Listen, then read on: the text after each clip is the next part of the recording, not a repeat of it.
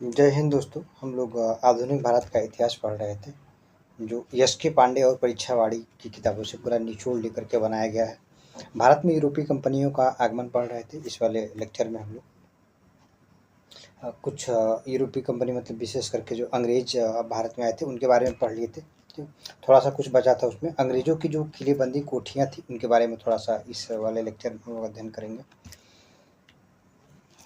अगर आपको इससे रिलेटेड एमसीक्यू सॉल्व करना हो तो डिस्क्रिप्शन बॉक्स में टेलीग्राम का लिंक दिया गया है। आप मॉडर्न हिस्ट्री से रिलेटेड बेहतरीन क्वेश्चन का सेट वहाँ पे है, जो अपडेट भी होता है रोज रोज। आप जाकर के सॉल्व कर सकते हैं।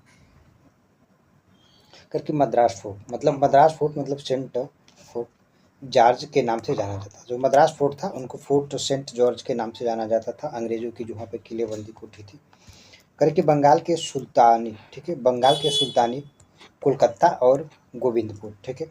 बंगाल में सुल्तानी कोलकाता सुल्तानी नहीं, सुल्तानाती है, ठीक है। सुल्तानाती, कोलकाता और गोविंदपुर नामक 3 गांव अंग्रेजों को मात्र 1200 रुपये जमींदारी को दे करके पट्टे पे ले लिए थे, ठीक है, जो वहाँ का नवाब था उस समय।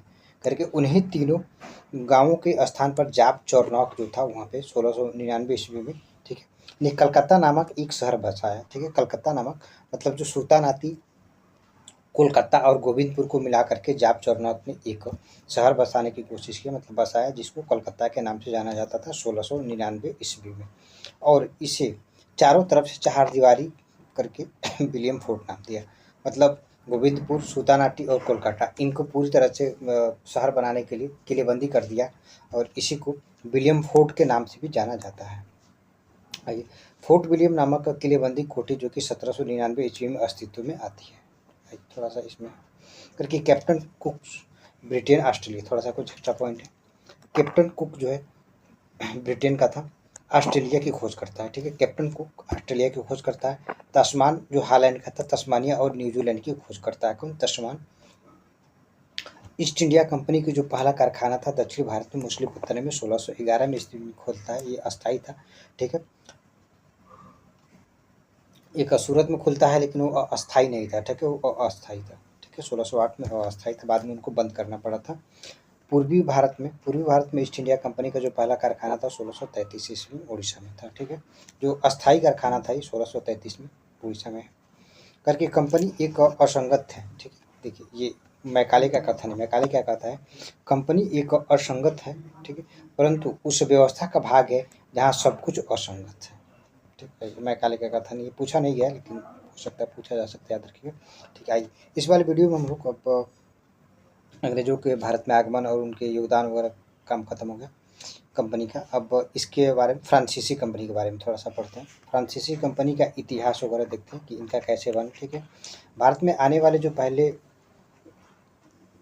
अंग्रेजी जो कंपनी थे, अंग्रेज अधिकारी जिसको आप कह लीजिए,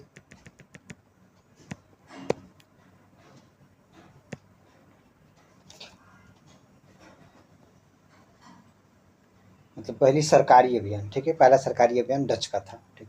फ्रांसीसी कंपनी एक सरकारी कंपनी थी। डच भी पहले सरकारी कंपनी थी। डच भी भारत में आने वाला पहला जो कंपनी था सरकारी, वो डच था, डचों का था। इसकी स्थापना 1664 ईस्वी में की जाती है। फ्रांसीसी कंपनी की वित्त मंत्री कोलबर्ट था, ठीक है, वित्त मंत्री इनका कोलबर्ट था, इसी ने इसकी स्थापना करवाता है, ठीक है। कोलबर्ट इसकी स्थापना करवाता है। करके फ्रांसीसी कंपनी की स्थापना के समय औरंगजेब 1658 ईस्वी से 1707 ईस्वी तक भारत पर शासन रहता है। जबकि फ्रांस का राजा लुई 14वें था, ठीक है। लुई 14वें के बारे में एक कहावत प्रचलन है कि अपने पूरे जीवन में मात्र 3 बार नहाता है। फ्रांसीसी कंपनी ने भारत में सर्वप्रथम 1668 ईस्वी में सूरत में अपना पहला कारखाना स्थापित करता है, ठीक है। इसके बाद फ्रांसीसी जो पांडिचेरी, ठीक है, यमन, माहे और कराईकल में भी अपना कारखाना स्थापित करते हैं, ठीक है। तीनों मिला करके मतलब यमन, माहे और कराईकल मिला करके पांडिचेरी कहा जाता है। पांडिचेरी 3 भागों में विभाजित था, ठीक है। पांडिचेरी 3 भागों में विभाजित था।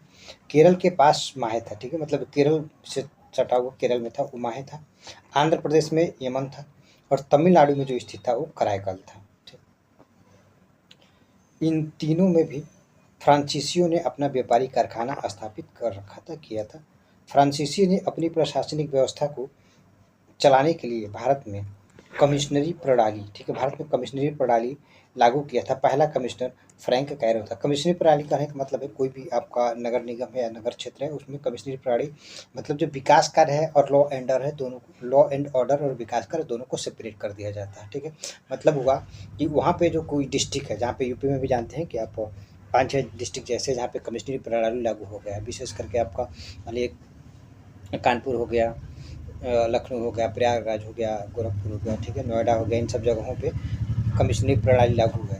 तो जो डीएम है, ठीक है, जो आपके डीएम है वो डेवलपमेंट कार्य को मतलब विकास कार्य को डीएम देखता है, लॉ एंड ऑर्डर को एसपी देखता है, ठीक है। अब इस डिस्ट्रिक्ट में क्या हुआ, कमिश्नरी प्रणाली लागू हुआ तो डिस्ट्रिक्ट जो है कि डीएम जो है कि एसपी को डायरेक्ट ऑर्डर नहीं देगा, एसपी को ऑर्डर सीधे आपको डीजीपी से मिलता है, ठीक है। मतलब जो पुलिस प्रशासन है वो सीधे-सीधे सेपरेट हो गया जिले का, जिसके कुछ मैटर में होता है, इनका इंटरफेयर होता है, सॉल्यूशन वगैरह के उसके कहीं पे सिक्योरिटी वगैरह के लिए डीएम ऑर्डर देता है, लेकिन जो अधिकतर ऑर्डर इनको मिलता है एसपी को वो डायरेक्ट ऊपर से डीजीपी वगैरह से मिलता है। अब पूरा का पूरा जो विकास कार्य पे उसका ध्यान डीएम का होता है और लॉ एंड ऑर्डर पे उसका एसपी का ध्यान होता है, दोनों लगभग सेपरेट हो जाते हैं यहाँ पे। आप जानते होंगे किसी भी क्षेत्र में विकास के लिए पहली शर्त वहाँ पे शांति स्थापित होना होता है। इसके बाद फ्रांसीसियों ने भारत में एक गवर्नरी व्यवस्था स्थापित की और फ्रांस की पहला गवर्नर फ्रैंको मार्टिन को बनाया जाता है। फ्रांसीसी गवर्नरों का आरोही क्रम देखिए, मतलब अवरोही आने का इनका जो क्रम है, सबसे पहले फ्रैंक मार्टिन आता है, डुप्ले आता है, ऊशी आता है, गुडेहू आता है और काउंट डी लाली आता है, ठीक है, इनके आने का क्रम है। डुप्ले का कथन था कि भारत में हमने जिस फ्रांसीसी महल का निर्माण किया लगातार गुडेहू उसको नष्ट कर देता है, ठीक है। ये डुप्ले इस बात की करता है, डुप्ले जब हारता है पूरी तरह से तो कहता है कि जो हमने महल खड़ा किया था गुडेहू एक गलती किया था, उसकी गलती की वजह से इसकी बड़ा आलोचना भी होता है फ्रांस में। देखिए फ्रांस और अंग्रेजों के मध्य जो संघर्ष होता है, अंग्रेज व फ्रांसीसियों का संघर्ष भारत में हमें कर्नाटक युद्ध के रूप में दिखाई पड़ता है तथा कुल 3 कर्नाटक युद्धों की जानकारी मिलती है। मतलब विशेष करके आंग्ल और फ्रांसीसी युद्ध जो भारत में होते हैं कर्नाटक युद्ध के नाम से जानते हैं। भारतीय राजाओं को और उत्तराधिकारियों को लेकर के सब आपस में लड़ते हैं। प्रथम कर्नाटक युद्ध का जो समय था 1746 से 1748 के बीच होता है। नेतृत्व फ्रांसीसियों की तरफ से जो है कि डुप्ले करता है, ठीक है, इसमें फ्रांसीसी की तरफ से डुप्ले करता है, जबकि कर्नाटक की तरफ से अनआरुद्दीन और अंग्रेजों की तरफ से जो है कि इसमें वार्नेट, ठीक है, अंग्रेजों की तरफ से वार्नेट था। कारण क्या था कि प्रथम कर्नाटक युद्ध में यूरोप में चल रहे, ठीक है, यूरोप में चल रहे ऑस्ट्रिया के उत्तराधिकार का विस्तार के रूप में देखा गया है। वर्ष 1740 ईस्वी में ऑस्ट्रिया के उत्तराधिकार, ठीक है, ऑस्ट्रिया के उत्तराधिकार का युद्ध प्रारंभ हो जाता है। इसमें अंग्रेज व फ्रांसीसी आमने सामने आते थे, ठीक है। आज जब भी वहाँ पे यूरोप में इन लोगों के यहाँ फ्रांस और ये अंग्रेज लड़ते हैं, ब्रिटेन वाले आपस में, जहाँ जहाँ पे इनका निवेश था फिर वहाँ पे सब लड़ना प्रारंभ कर देते हैं। इसलिए भारत में भी ये दोनों सत्ताएं आमने सामने का करके खड़ी हो जाती है, मतलब लड़ना प्रारंभ करते हैं। तत्कालीन कारण क्या है, करके अंग्रेजों के द्वारा फ्रांसीसी के जहाज़ों पर कब्जा कर लिया था। ये तत्कालीन कारण पूछा गया, ठीक है।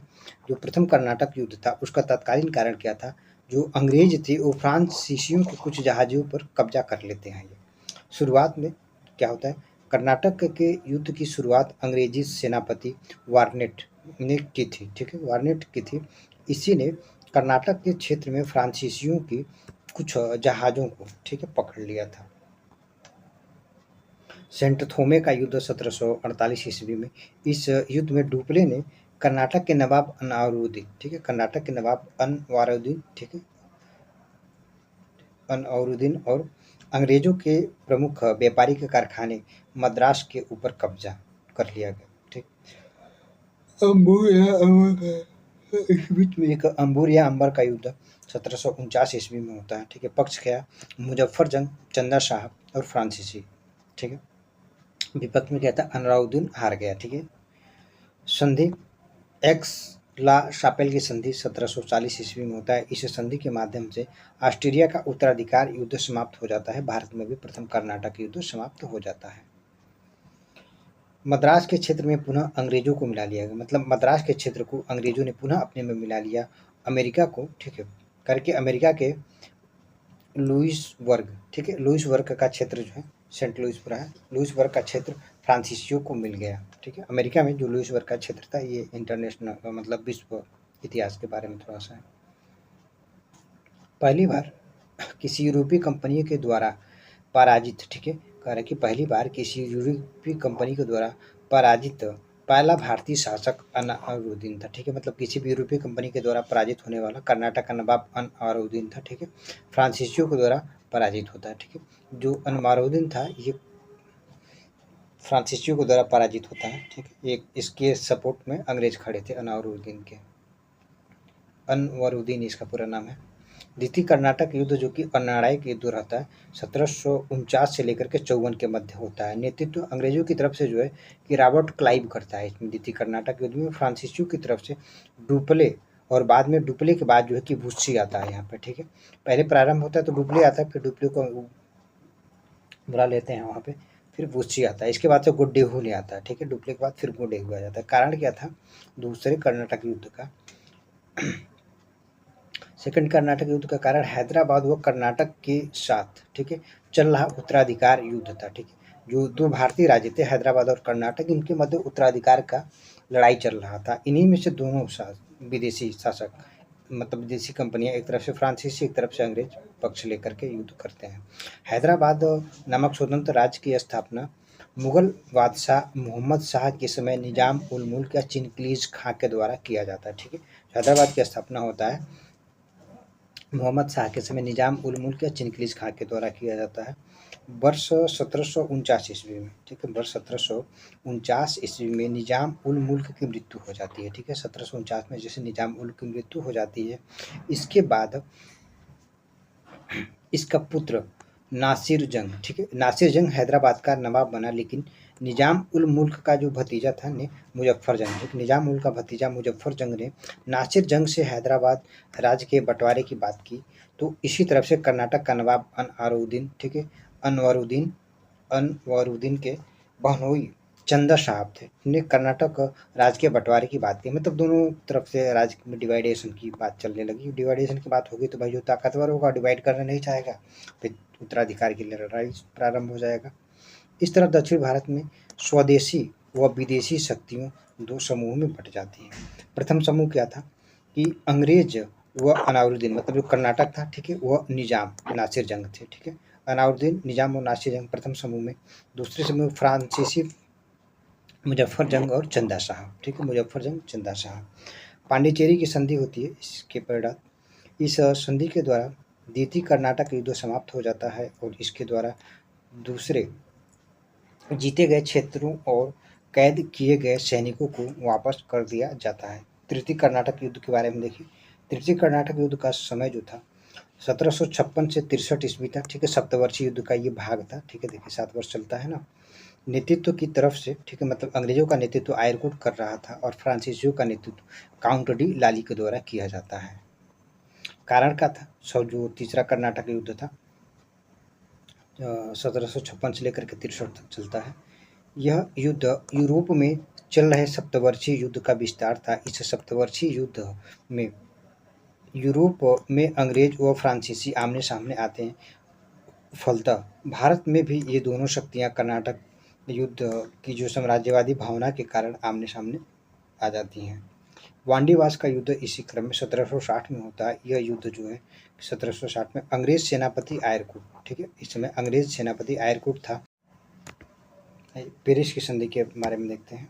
ठीक है, देखिए कह रहा है कि जो पेरिस की संधि है, इस संधि के दौरान यूरोप में सप्तवर्षीय युद्ध समाप्त होता है और भारत में भी तृतीय कर्नाटक युद्ध समाप्त हो जाता है। ऐसे यूरोप में लड़ना बंद हो जाते कर देते हैं, यहीं पे जहाँ पे भी इनका उपनिवेश था वहाँ पर भी ये लोग लड़ाई बंद कर देते हैं।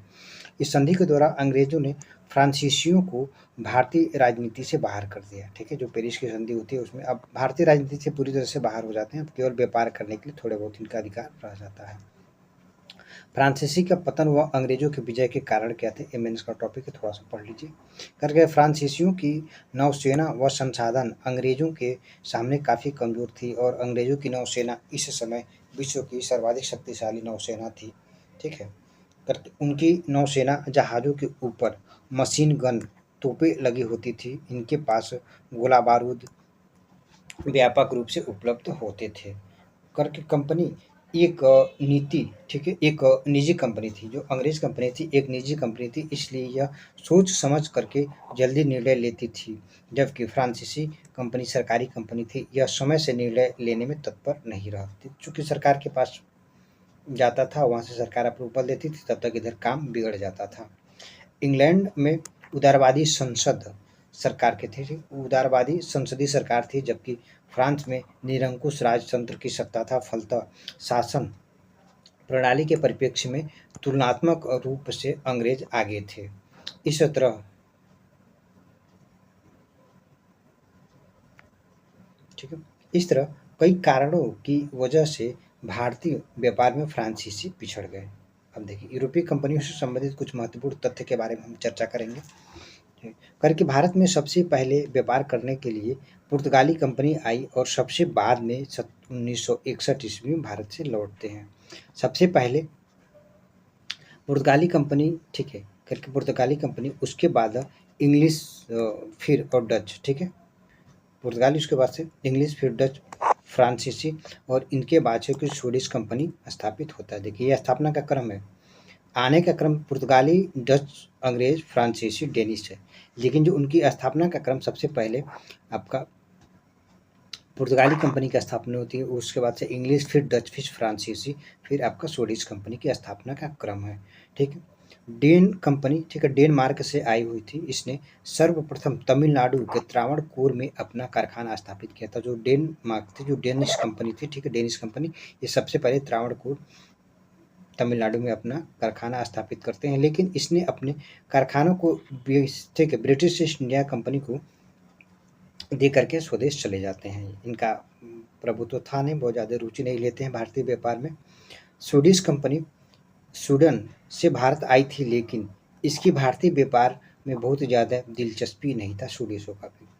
अंग्रेजी और फ्रांसीसियों ने सर्वप्रथम अपना कारखाना सूरत में स्थापित किया। देखिए, दोनों पहले सूरत में स्थापित करते हैं, लेकिन जबकि, ठीक है, डच ने 1616 ईस्वी में बंगाल वगैरह, फ्रांसीसी, ठीक है, फ्रांसीसी नामक विदेशी शक्ति डुप्ले ने ही भारतीय शक्तियों को सर्वप्रथम पराजित किया था। ठीक है, कह रहा है कि जो फ्रांसीसी, जो विदेशी शक्ति थी, डुप्ले ने ही सर्वप्रथम भारतीय शक्तियों को पराजित किया था। मतलब जो कोई विदेशी सबसे पहले भारतीय शक्ति को पराजित करने का काम करता तो जो डुप्ले ही था, जिसका नाम अनवरुद्दीन था। ठीक है, अनवरुद्दीन को ये पराजित करता है डुप्ले। ठीक है, जब ये देखिए, मैंने इसके टॉपिक के प्रश्न हो गए। हर प्रिक्रम कमेंट्स वाले यहाँ पे टॉपिक है। करके अंग्रेज के अधीन भारत में हुआ संवैधानिक विकास। ठीक है, मतलब जो अंग्रेजी शासन था उसके अधीन भारत में जो संवैधानिक विकास था उसका क्या। मेंस के प्रश्न देखिए 200-250 क्वेश्चन पूछे जाते हैं। द्वितीय कर्नाटक युद्ध के क्या क्या पक्ष थे। द्वितीय कर्नाटक युद्ध के क्या क्या पक्ष थे। तृतीय कर्नाटक युद्ध में फ्रांसीसी कैसे पिछड़ गए। ठीक है, ये मेंस का टॉपिक है। देखिए, यहाँ से क्वेश्चन पूछा जाएगा, प्री वाला भी है। यहाँ से कुछ संवैधानिक विकास हो उसके बारे में देख लीजिए। कंपनी के अधीन हुआ संवैधानिक विकास 1773 का रेगुलेटिंग एक्ट, 1781 का रेगुलेटिंग सेटलमेंट एक्ट, 1784 का पिट्स इंडिया एक्ट, 1786 का चार्टर एक्ट, और 1793 का चार्टर एक्ट, 1813 का चार्टर एक्ट, 1833 का चार्टर एक्ट, 1853 का चार्टर एक्ट। ठीक है, थोड़ा सा इधर देख लीजिए। ब्रिटिश, इसमें थोड़ा सा अच्छा कंप्लीट हो गया। अब देखिए, क्राउन के अधीन जो भारत में संवैधानिक विकास होता है उसके बारे में थोड़ा सा देख लीजिए। 1858 के बाद जब भारत में कंपनी का शासन समाप्त हो जाता है, सीधे सीधे क्राउन हस्तक्षेप करने लगती है, तो उसके बाद से यहाँ पे जो शासन में कुछ संवैधानिक सुधार होता है उसके बारे में। 1858 को भारत शासन अधिनियम, 1861 का भारत परिषद अधिनियम, 1852 का भारत परिषद अधिनियम, 1909 का मार्लियामेंटो सुधार अधिनियम, 1919 का भारत सरकार अधिनियम, 1935 का भारत सरकार अधिनियम, ठीक है, 1947 का भारतीय स्वतंत्रता अधिनियम। ठीक है, 1973 के रेगुलेटिंग एक्ट के बारे में देख लीजिए। 1973 के रेगुलेटिंग एक्ट का निर्माण की पृष्ठभूमि क्या थी। सामान्य एक परिचय आपको देना है, मेंस का टॉपिक हो जाएंगे। 1973 एक्ट के जो प्रमुख प्रावधान या विशेषता क्या थे, मुख्य तत्व क्या थे। 1973 एक्ट की आपको समीक्षा करना है। 1973 एक्ट का महत्व और इसकी उपयोगिता क्या है भारतीय संवैधानिक सुधारों की दृष्टि से। ठीक है, 1973 का एक्ट हम इसमें पढ़ लेते हैं। करके सॉरी 1773, मैं 1973 बोल रहा था, 1773। 1773 का रेगुलेटरी एक्ट की जो पृष्ठभूमि थी, फ्लासी और बक्सर के युद्ध जीते जाने के बाद बंगाल में अंग्रेजों में द्वैध शासन को लागू करके भारत में लूट-पाट का युग शुरुआत हो जाता है। तो इस दौर में बड़े पैमाने पर भारत में स्थित गंगा नदी के किनारे धन इंग्लैंड में स्थित टेम्स नदी के किनारे की तरफ जाने लगा। दूसरी तरफ British east India company Bharat में अपने साम्राज्यवादी अभियान को लगातार बढ़ा रही थी और अपने कर्मचारियों को वेतन व भत्ता भी प्रदान कर रही थी, लेकिन इन्हीं कारणों से कंपनी को बड़े पैमाने पर व्यापारिक घाटा हुआ।